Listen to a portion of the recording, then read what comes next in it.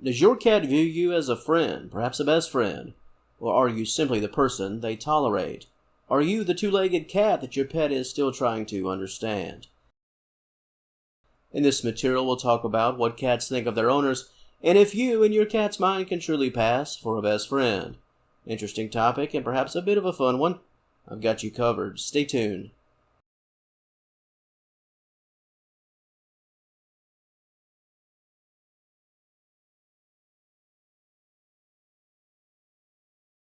Feline ownership, it's a marathon, not a sprint. You're playing the long game here, and patience is indeed a virtue. Rome wasn't built in a day, so you have to win your cat over day by day. The end game, well, I suppose it could be many things, all depending on what you want.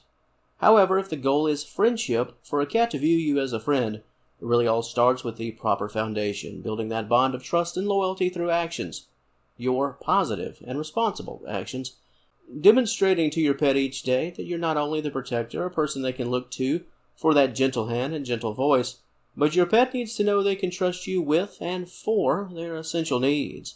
In order for your cat to view you as a best friend, you have to treat them like a friend. Of course, some tough love along the way, but you have to make the first move when it comes to friendship, and sometimes making that first move involves stepping back, being respectful of your cat's space. For those in the audience, those viewing who've owned a cat or cats for 20 plus years and were there from the start of the journey, either from day one of your cat's life or week one, you know that it all happens quite fast. Where does all that time really go? But what you also know is that there is no magic formula. One day you're raising up your pet and taking care of them simply because it's something that you signed up for, and the next day they're in your lap and also following your every move, playing the role of your shadow, anxious for you to arrive home and purring louder than your brand new lawnmower. If you're looking for some type of landmark moment, you're probably not going to get it.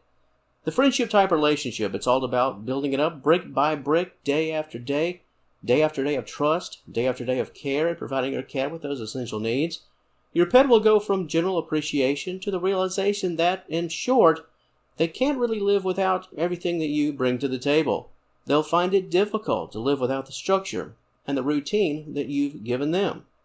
Your cat making eye contact with you, blinking in front of you, purring, exposing that vulnerable midsection, wanting to play around with you. It's really all of those little things, over time, that will allow you to know that you've sort of cracked the code in terms of building that bond of trust and loyalty, and as to our topic today, friendship. From personal experience, one of the ways, and this could be interesting for some to hear, it's a bit of outside-the-box thinking perhaps, but from personal experience, one of the ways that I've always known, and really one of the things I come back to with the felines that I've owned over the years, truly comes from the questions, let's call them situations, that other feline owners often express. The problem child cat, the cat that's always misbehaving, the cat that won't follow direction, the pet that just doesn't seem to respond to its very own name. The list, and I think we all know it, it can be a mile long of the issues, the list of concerns, a list that can leave you wondering if feline ownership was really even a wise idea in the first place. In full transparency, if we had cats truly figured out, this channel wouldn't even exist. So many of the things I touch on here at Senior Cat Wellness, they deal with those questions and concerns that cat owners have had since as long as there have been cats to own. The question that cat owners were asking, those questions that they were asking in June of 1977, well, they're still asking here today. My point in all of this, for me, it goes back to the owner who finds himself, at least generally speaking, somewhat immune from those questions, almost to the point where some of those questions seem confusing. Why is this a problem for you? An owner could ask. Or, I've never quite had that issue. Can't get your cat to respond to you? That's a new one for me. Another owner could ponder. If you find yourself on the outside looking in when it comes to the problem-style questions, then I think that best friend question has possibly, or perhaps probably, been answered. The journey has taught me that the owner with the least amount of problems, well, they've likely tapped into something that has allowed them and the pet they care for to meet and be on the same page. Feline ownership, in many ways, it's like sports or playing on a sports team. You don't practice so you can really make it better. You practice so you can't get it wrong. And it's within that space, at least I think so, that friendship is born. You reach the point where your cat no longer has to be taught or trained. They understand the situation, the routine. They can read the room. Now both you and your pet can just live life. Audience, those watching this video, and to those who've owned cats for many years, perhaps decades, the daily scene, the day-to-day, is it really something you think about when it comes to your pet? Do you really have to guide your cat into the next day, instruct your cat? Are you still worried about their curiosity and how they could get themselves into something they shouldn't? I'm going to step out on a limb a bit here and say it's probably not really something that you think about at all. Because what is friendship, really? Well, it's ultimate trust. You're no longer a cat owner at this point. You're simply sharing life with your pet. You're sharing it together. All of the fine print has been read and understood.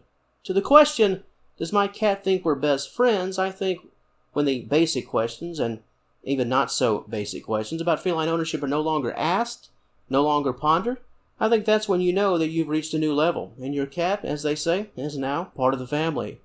Your positive and responsible actions each and every day, that will slowly but surely set your cat down the path of trust. You showing up, making yourself known, letting your pet know that they're on the scene for that positive care, love, and essential needs. It's really a testing ground, a grand proving ground. And once you pass the test and you've won your pet over, the road becomes far less stressful and a lot more fun. To owners, especially to novice owners, first-time owners, my advice, just stay in the game. Patience will take you to that finish line. The rewards of not giving up, well, they can be pretty cool. Stick with it, because there's a grand chance that your cat will stick with you. To the audience of Senior Cat Wellness, what signs does your cat give to indicate that your pet views you as a friend and a source of great trust and loyalty? Better yet, how does your cat act around other people? Sometimes that friendship, being able to see it, it really doesn't come alive until other people see their cat around other people. If you wonder if your cat, do they truly really care about you? Does my cat really care about me? Well, just watch how they act around strangers. Many times this is a true litmus test, if you will, at least to the human eye, your eye. Have you reached the point where all of these cat questions are things of the past? Is your relationship with your pet really that strong? Your thoughts and anything you'd like to add to this topic, that comment section, as always, it's all yours. And if you enjoyed this content, please give the video a like and subscribe to the channel. I'd love to have you as a member of the Senior Cat Wellness family. And until next time, thank you so very much for watching. I will talk to you later.